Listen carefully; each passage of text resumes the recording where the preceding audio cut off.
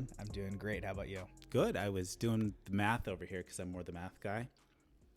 And if I have my numbers right, this would be episode number 2. Wow, you're really good, dude. So we made it Calculator on that one? Yeah, we made it all the way to number 2 without getting fired. That's good. Good thing we're our own bosses. Yeah, but still, I'm pretty hard on myself. Yeah. I got to say, for what we did last week, I got to say podcasting's a lot harder when you actually do it than what it kind of looks like. So I have a newfound respect for Joe Rogan. I don't know who you listen to. Yeah, I listen to Joe Rogan too, and a couple others. But yeah, no doubt, I completely have a new appreciation for just guys speaking and the editing that goes into it, because that's quite a process. So I listen to each podcast completely differently now. I had the easy job because I didn't do any of the editing. So you were my slave labor last week. Yeah, but so you're controlling the social media stuff. So cool. That's not my forte. Well, not mine either. I'll do the best I can. So we made it through one. We got, I think, some pretty cool topics to talk about today. So what do you think we should cover first? Well, I think first that we have on kind of our agenda that we wanted to talk about was Nolan Arenado and with what just came out. Do you want to tell everybody, if they haven't heard, what is happening around Nolan Arenado and the Rockies right now? Yeah, I mean, I guess I should preface this too, that for what's happened this offseason, when you look at Garrett Cole, Strasburg, and Rendon being signed within 24 hours of each other, you look at what's happened with the Astros, and then you're looking at the drama that's happening with superstars like Arenado and with Chris Bryant of the Cubs. It's been a really fun offseason. I guess the thing I can most relate it to is what I hear female friends say about The Bachelor. It's like, oh my God. It's like there's drama every step of the way. Well, basically, David and I are constantly texting back and forth of the latest tweets or what happened here. Can you believe that? Yep. So maybe we are kind of like girls over The Bachelor. Yeah, there you go. So for context, what happened with Nolan Arenado is he's a superstar for the Rockies. And he signed this massive $236 or $46 million contract just last year, an 8-year contract. So he's getting paid, $30-ish million a year. And 1 year into it, he decides that he basically wants to get traded. He went to the front office. He accuses them of lying. Yesterday, what happened was the GM said, we haven't found a good deal. He's off the table. He's going to be our third baseman for 2020. Then about an hour later, there's an interview that gets published with Nolan Arenado after that gets told. And Arenado says, I don't trust those people over there. Basically, I want out. So, this is in any crisis situation, it's better to get ahead of the story than trail behind. And it looks like the Rockies are going to trail behind on this. So I don't know. What do you think about? You played with Arenado or against him a few times, right? Yeah, we played on the same travel team when we were in high school for like 1 year, the Quakes Baseball Academy here in Orange County. So, but he may not remember that. I do. But no, I think, first of all, I'm going to preface this with I am a huge Nolan Arenado fan. Just from not even just playing with him or anything, but what he does on the field. And I understand where he's coming from in wanting to win and be a part of a World Series, because you get up to the big leagues, you probably as a rookie, you work your way up through the minor leagues. You just getting to the big leagues is one accomplishment. And then once you get there and you establish yourself as a superstar player and you lock into a contract, your next motive is going to be to win a World Series. Right. So I completely get where he's coming from there, and his frustration. But I understand also the Rockies they didn't have the best deal, so it's just kind of a weird situation. Well, as a Dodger fan, I watch him 18 times a year, and I really watch him 18 times a year, anytime he's on. And, anytime anything goes to the left side of the infield, you are just in amazement with what he's able to do, and you just have nothing but respect for it. He's on that path where he will go to the Hall of Fame For with sure. just a couple more years of some good, just on his defense. When you look at third baseman, and this is kind of a topic for later, but you look at Schmidt, Brett, Brooks Robinson, Chipper, Boggs, Yeah. Eddie Matthews, Beltre. Mm-hmm. Arenado's in that list. And I mean, I've heard comparisons of him being the best ever, even on that list. with a few more years, I think he's got a little bit of work to beat Beltre and Schmidt, but he's definitely and Brooks Robinson. He's climbing up that list. So That's just a testament to his mentality, right, because you see a lot of times too, maybe the biggest superstars. I mean, they make good defensive plays and they're good, obviously, being superstars, but sometimes that can take a little backseat to the offense. Right. And with him, it's so awesome to see just the mentality, and defense is all a mindset. 100%. How many pitches can you be present for makes you a better infielder. And he's one of those guys that takes it to heart.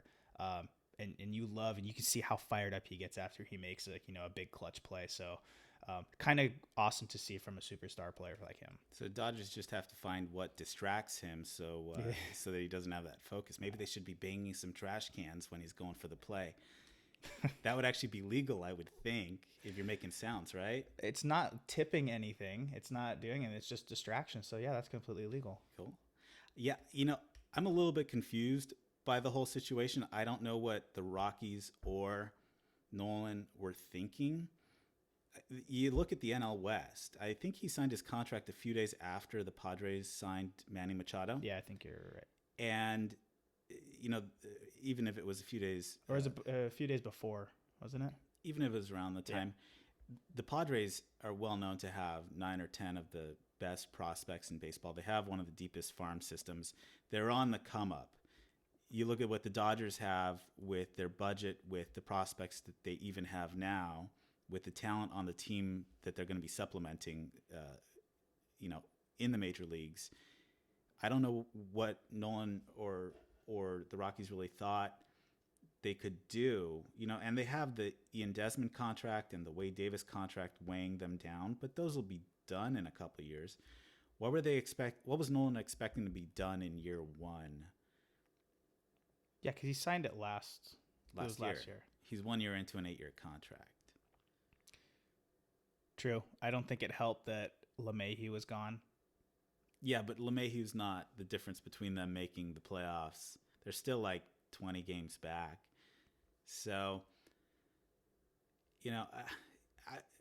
again, as a Dodger fan, I think back to what happened with the Gary Sheffield situation, where he had 2 or 3 years left on his contract, and he said, I want to renegotiate my contract.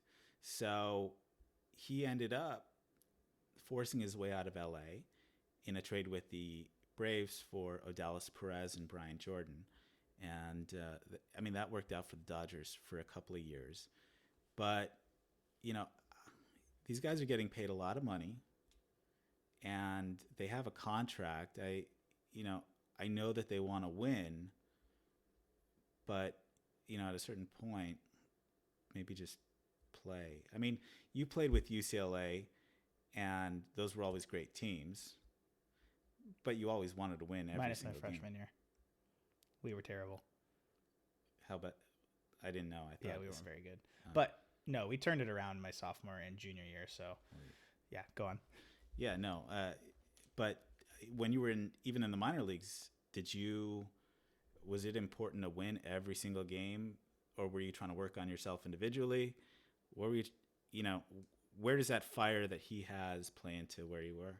Well, I think there's two different kind of things. You have the desire to win, which is definitely what college is all about. Our sole purpose is to win baseball games in college, and everybody wants to get to the College World Series and win that and go to Omaha. So college, 100%, you're wanting to win, and it's kind of the whole team first mentality. Obviously, when you get into the minor leagues, wins are not really important, and guys don't care about winning. The front offices don't care about winning. It's all about, player development and everybody getting better. So wins are just whatever. And then obviously when you get to the big leagues, I think as soon as you get to the big leagues and kind of establish yourself, that becomes again the pinnacle and what you're trying to do is win a World Series. So, but taking that back, your mentality should stay the same throughout each of those. When you're in college, your mentality and your hunger and all of that fight should stay the same throughout each level. And just like your player integrity and want to be competitive or be the best competitor that you can. So I think with Nolan, he didn't go to college because he got signed in the second round at El Toro High School here in Orange County. But he developed his way through the minors. So, but I think he already has that, that fire and that drive. And I think this is just part of who he is. He wants to win, and he wants to do whatever possible to win. Well, if he wants to do everything to win, he's got a no trade clause. He should force his way to the Dodgers. I wouldn't, we'll get the Rockies to actually trade him to the NL West rival. So good luck. This is just a mess. I mean, and that's part of the drama. I think I used the word mess 10 different times with the Astros last week. Well, it is a mess, but we're not going to go down that road today. No. Let's stop. There were more. I'd love to go over the Bregman and Altuve trades. Let's cover one thing. I think it'll be fascinating when somebody like Clevenger or Bauer or some other pitcher who was sent back to the minor leagues after they gave up a home run in 2017, either in spring training or the regular season, throws at Bregman's head, and Manfred has no choice but to give a 10-game suspension. First, that pitcher's going to go, worth it. After that, they're going to say, and so I got a longer suspension than the guys who actually cheated the game and cheated me out of an opportunity. That is a great point. What is Major League? That's why this is such a mess. And then it doesn't help. There's no clear I don't see the best way for Major League Baseball to correct it. Well, that's why it's such a mess. If you're not going to punish the players, and it was a team-wide scandal, you take away the World Series. You don't give it to the Dodgers. You just vacate it. And then it didn't help. It was like fan weekend this last week. I don't know if you saw them, but the interviews with Bregman and Altuve. And with the canned response that Bregman is one of the most brash players out there. And you know what? You perform at the highest level. Good for you. You wanna brag, fine. But when you got caught actually cheating at the highest level, don't have this canned response of the commissioner came out with his report, Major League Baseball came out with their report, and the Astros did what they did. I have no other comment. Altuve he kind of expanded a little bit more. But he did still they held on to that. Major League Baseball held an investigation and they found nothing. So they kind of just kept going back to that as kind of their safety net, Yeah. But I'm no, crisis situation expert, but I would think a much better response would be, hey guys, obviously you all want to ask about this as a team. I think we'll address this at the first day of spring training with media, and we'll give you as honest a response as we can. I did that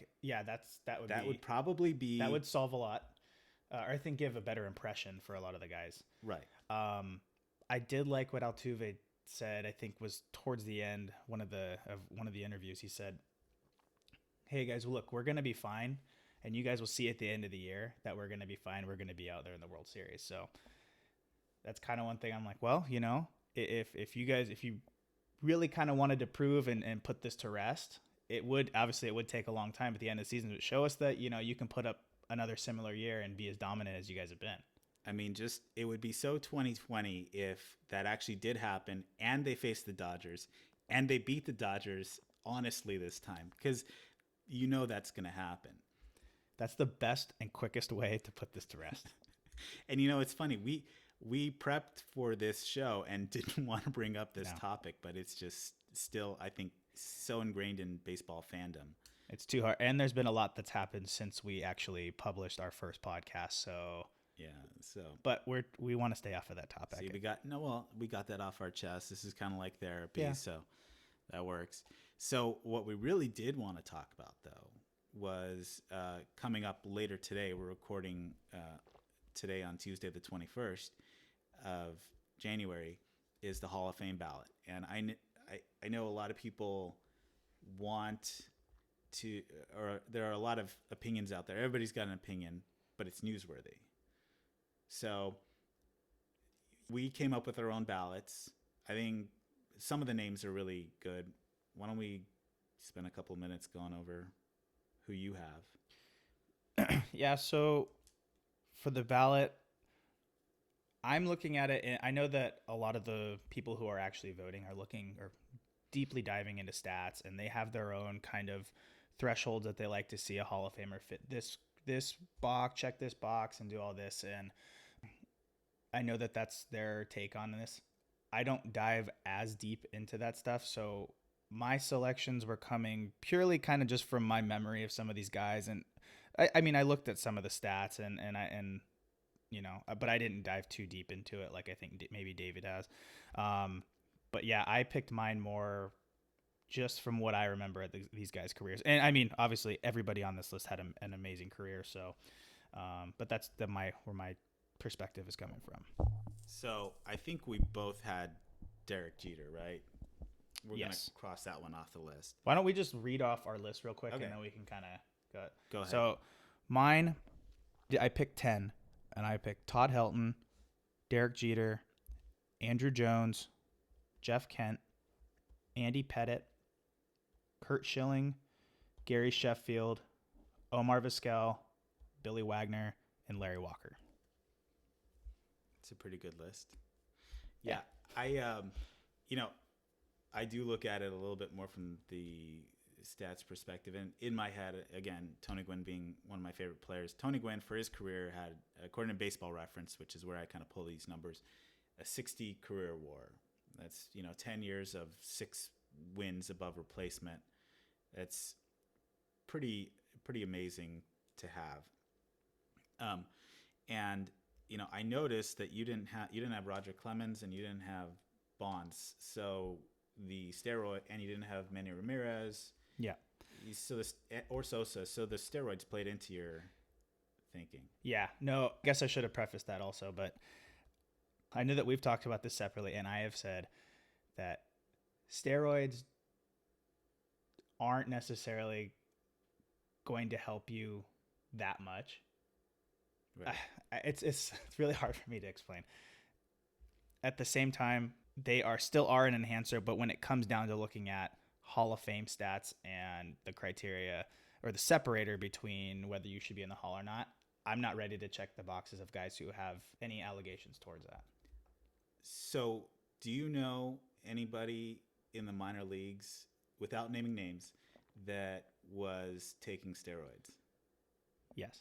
So did you know them before they started taking, or did you know that they were taking the entire time? They were taking before I knew, and then I found out, and they continued. Okay. And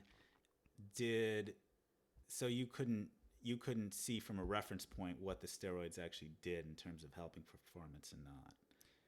You couldn't see what they were like. I will say he was one of the better guys in the league. So did you see as a reference point, you couldn't see what he was like before? No. Okay. So this person was pretty good, though, overall. Always one of the better players in the league. Here's a tough thing with the Hall of Fame. We talked about it last week. Lance Armstrong's not going to be in the Hall of Fame of cycling, but for some reason in baseball, we have rewarded guys who were racists, who were... At the end of the day, I think of it more, it's a reference been used, but as a museum. So what did these guys accomplish relative to the rest of the league where we don't know, honestly, Could Sean Green have been on steroids with the season that he hit 49 home runs? Maybe. Doesn't look like a guy who ever took steroids. One of the smartest, hardest working guys that I think, but you don't know really for sure. Because these guys are all athletes. They all have, athletic bodies. So, I look at it. I don't worry about the steroid stuff as much. Obviously, you had Barry Bonds and Roger Clemens, but to me, Barry Bonds had a 60 WAR by the age of 27. So when I'm doing my Hall of Fame ballot, Tony Gwynn was one of my favorite players. And he had a career WAR of 60, as I said. He is my reference point. So when Barry Bonds has 60 WAR by the age of 27, he was on such a path. He did what he did with steroids for a personal achievement, to have the all-time home run leader, to be the single-season home run leader. Those were ego things, but that didn't change the fact that he was a Hall of Famer from an early age. Yeah, I'm still kind of trying to figure out where I stand on it. I'm not ready yet to check the box. But I do completely appreciate that, because, Bonds obviously was an amazing player, like you said, but at his age 27 season. Right.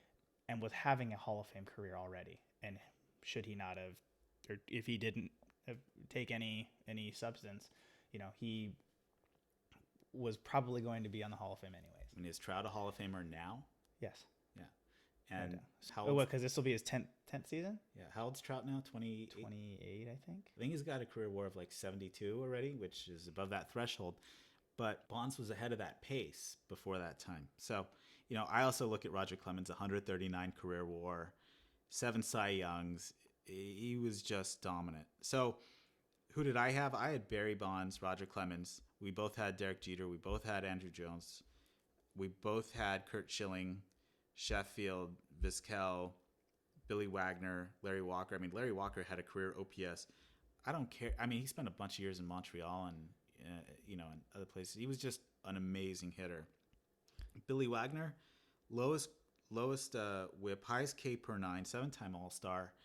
If you put Mariano, and especially if you put somebody like Hoffman in, even though Hoffman had a ton of saves as a counting stat, Billy Wagner was more dominant. I think what I looked up is he's 6th all time on the saves list. Yeah, 422, and saves is such a flawed thing, because it is. Eric Gagne had 80-something saves, but Jim Tracy was bringing him in plenty of times when it was 2 outs in the 9th inning, up by 3 with nobody on, just to get the save stat up. So, then we both had Gary Sheffield, 60 career WAR, 509 home runs, 140 OPS plus. OPS plus is better than league average. OPS 100 being average.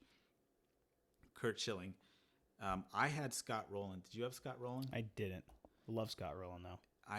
Consistent performer for almost 20 years. And when you look at his career WAR and you look at third base as a position, again, you have Schmidt, Boggs, Brooks Robinson, Chipper, Beltre, Arenado. He's in that list. So he definitely belongs there. So we were close, but I think I just like the cheaters more than you did at this point. Did you have Pettit on there? No? I didn't have Pettit. Okay. So I think I swapped out Roland for Pettit for you, and then I had Kent. Yeah. And Hilton. Yeah, but if you have Kent... Is he a PED guy? Is he linked to PEDs? No, but do you know he was on the same teams with Bonds? True, but they hated each other. Yeah, he was a little bit gruff because he was on the Dodgers for a few years. That's right. And he did well. So... when I did look at his numbers, and he was always that one guy that I felt like when I was a kid, when I was watching, every time that I turned on SportsCenter and watched all the baseball highlights, Kent was just mashing. Well, if Ryan Sandberg is there, then, Jeff Kent should be there, I guess. But yeah. All right. Well, but some of the names on this list, that's tough to leave off. I'm looking at some of these guys. And I know. Like, wow. Todd Helton, Jason Giambi. Mm-hmm. These are guys that didn't make it. Andy Pettit on my list. No disrespect here because I love this guy, especially being an Angel fan growing up. But Sean Figgins, I didn't expect to see his name on the ballot. Well, that's because he had over 10 years, I think, so you automatically go on. Oh, okay. But if you don't get more than 5%, you drop off. Okay. So we really got to... Yeah, I'm not familiar with all of the rules and being on the ballot and everything, but Yeah. okay. If there are any writers who are doing last-minute ballots before 3 p.m. today, make sure you put on Sean so he can Stay on. But besides that, I guess we'll see at 3 p.m. Who do you actually who's tracking right now? Right now tracking is Derek Jeter, Larry Walker, and Curt Schilling. Those are the most likely. And from what we see, Schilling is going to be really, really close. So, well, I think obviously Derek Jeter's your lock-in. Yeah. But here's the question too: we ask is he going to be a unanimous? Well, no, because you're always going to have one asshole who doesn't do it. But even though Mariano got it though. Yeah. So they should. I mean, Derek Jeter. We don't even need to go into the stats because if there was, there's the 3,000 hits. Didn't he hit a home run for number 3,000? Yeah, off of David Price, hanging slider. Wasn't his last hit too some clutch walk-off? So, yeah, like I said in the last episode, Jeter was always one of my favorite guys. So around that time where he was retiring, I was like locked in on what was going on. Right. So, yeah, he hit 3,000 and then his last season, I think his last home game at Yankee Stadium, he hits a walk-off single.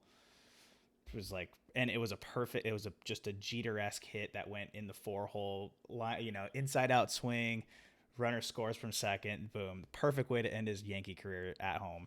And then they go on the road to finish that season. They go on a road series in Fenway, and he's facing, I think it's Clay Buchholz, and he hits a chopper and gets an infield single for his last hit, and then gets taken off and gets the ovation from Fenway. And I mean, that's the guy that just rose to the occasion. Yeah. He had that special it factor, was always clutch. To me, is he should be unanimous. I just want to see him get that because, yeah, he's the captain, Which then goes, Babe Ruth was not a unanimous vote.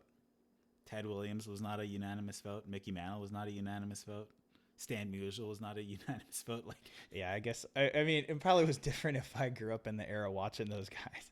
But it just shows you that baseball writers are not the brightest bunch. Just guys with opinions. Yeah, pretty much. Just like us, I guess. Yeah. So this is actually kind of timely.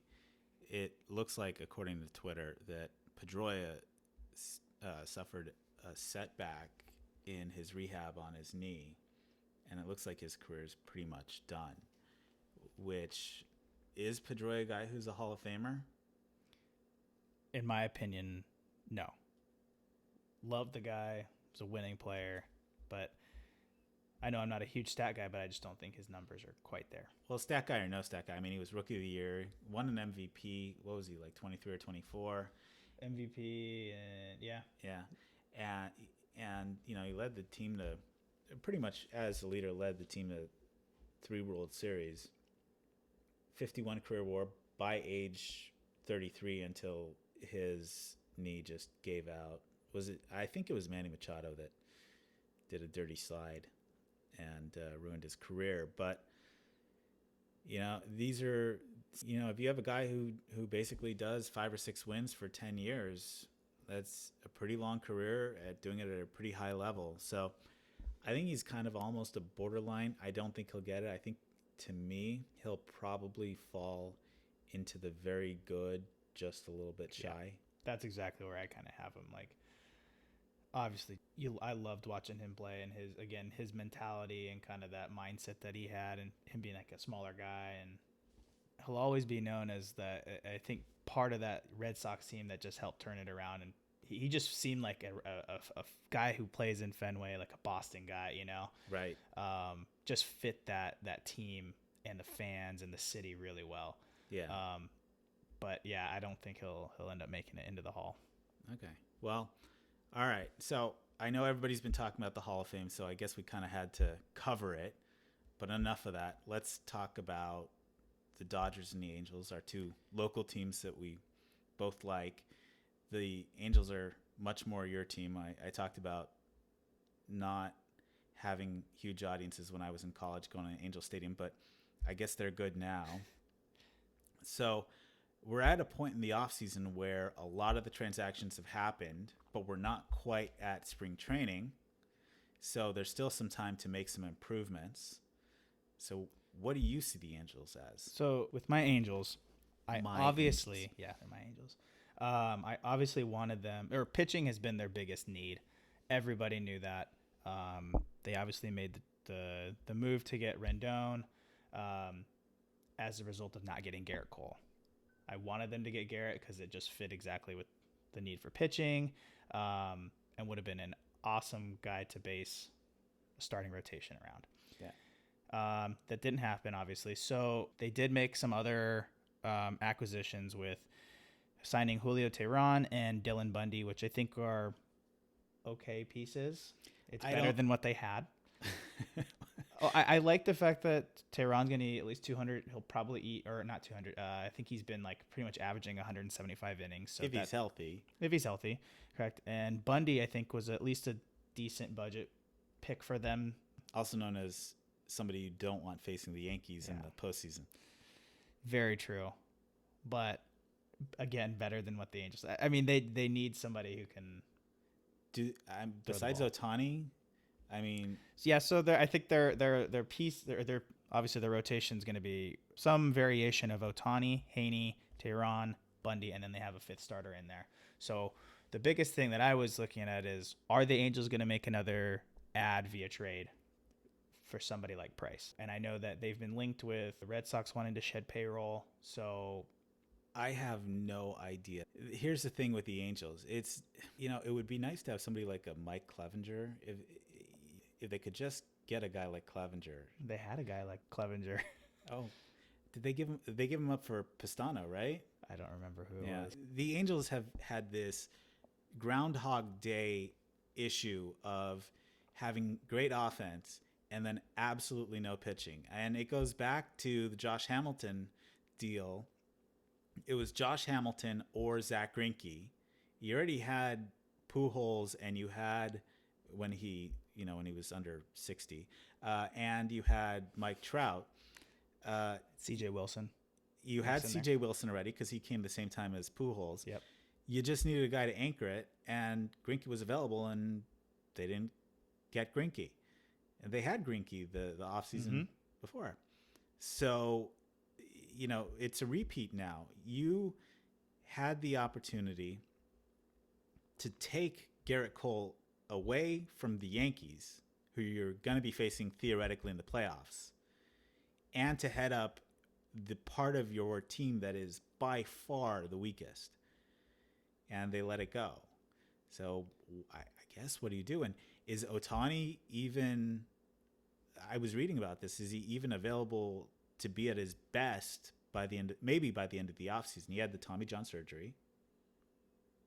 And then they had a new rule for two-way players where you can be on two rosters. He can be a hitter, he can DH, and then go down to the Inland Empire 66ers and pitch on rehab days. Right. And that also brings up another point. I mean, interesting that they will make a rule change for somebody like Ohtani, which is really cool to see. And that the Angels still can get value out of him, his bat, which is obviously amazing, while he gains back up. But, adding to that, Ohtani's not going to be able to add to that pitching staff immediately. It's going to take a little time. So that's also why I feel like the Angels do have to get somebody else in that rotation, at least to supplement while Ohtani's gone.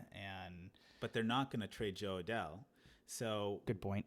What do they have? They don't have a top 5 farm system to try and go get somebody like Clevenger or somebody else that would be available. It's I don't think that they should never get rid of Odell, because he is potentially ready this year. He's big league ready from what I hear. And I've seen some highlights of him, and he looks like a special player. I got to find the video for you, but they have a vertical jump where I saw it. That is just sick. Yeah. Yeah, I saw that. He jumps like, honestly, like 6 feet. Yeah, he's going to be a special player. But the Angels just have to find pitching. And I don't mean Tehran or Bundy. They got to get some actual capable, if not frontline pitchers, decent number 2s or number 3s.